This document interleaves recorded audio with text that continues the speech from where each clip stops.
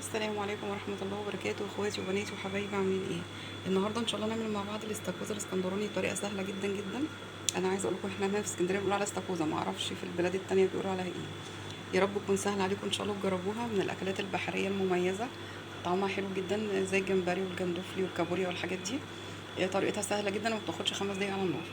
ندخل مع بعض في الخطوات ونشوف المكونات بتاعتها بسيطه جدا جدا. بشكر كل حبايبي اللي بيدعموني ومتشكره لكم جدا بجد، وكلنا بنكبر مع بعض وبعض. ندخل بقى مع بعض في الخطوات ونسمي الله ونصلي على رسولنا الكريم عليه افضل الصلاه والسلام، ونشوف المكونات اللي معانا ايه. انا عندي دي استاكوزا، انا ما اعرفش في البلاد التانية بيقولوا عليها ايه بصراحه. احنا عندنا هنا في اسكندريه بيقولوا عليها استاكوزا.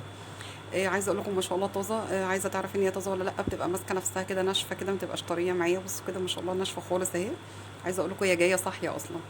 بنغسلها وبنضفها كويس جدا وبننقعها في ميه شويه بخل بليمون، ونسيبها شويه عشان ريحه الزفاره بتاعتها تروح. معايا هنا بصلايه كبيره، فصين توم، حته فلفل حراق لو انت حابه تضيفي فلفل حراق ماشي، مش حابه خلاص. عندي ملح وفلفل وكمون وكزبره ناشفه وشويه كيري. تمام كده، هي دي كل المكونات اللي معانا. هنضيف شويه زيت على النار ونرجع نشوف شكلها، هنكمل مع بعض نعمل ايه. هحتاج بس على الكلام ده كله عودين كرفس لو متوفر، هو طبعا بيدي ريحه حلوه جدا في الاخر. كملوا معايا الفيديو للاخر وما تنسونيش لايك وشير وتفعلوا الجرس لكل الاشعارات ان شاء الله. ندخل بقى مع بعض في الخطوات. كده حبايبي انا ضفت البصل بتاعي مع الثوم مع الزيت كده بالشكل ده على النار مع الفلفل الحراق كده بالطريقه دي. لو انت بقى حابه في الخطوه دي تعملي اكل صحي وحابه تعملي زيت زيتون ينفع طبعا، مفيش اي مشكله.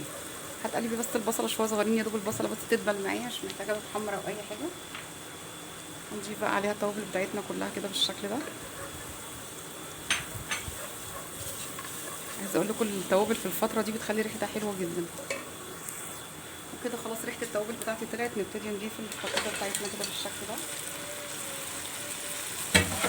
ما بنقلبهاش يا جماعه خالص، بنعمل لها كده، ما بنقلبهاش خالص على النار، بس هغطيها واسيبها 5 دقايق بالظبط. شايفين كده لونها بدأ يغير معايا ازاي، نغطيها تاني برضو. وكده حبايبي بدأت تغير لونها معايا، نضيف بقى يعني عودين كرفس كده بالشكل ده. انا عندي ده الكرفس بجيبه واغسله كويس جدا وانضفه واقطعه قطع صغيره، اشيله كده في كيسه في التلاجة، ينفع بقى معايا في الاكلات اللي زي دي. وكده حبايبي خلاص الاستاكوزا بتاعتي كده خلصت بالشكل ده، كده اخدت كلها لون واحد، بتبقى شبه الجمبري والجندوفلي كده. خلاص هنطفي عليها ونرجع نقدمها.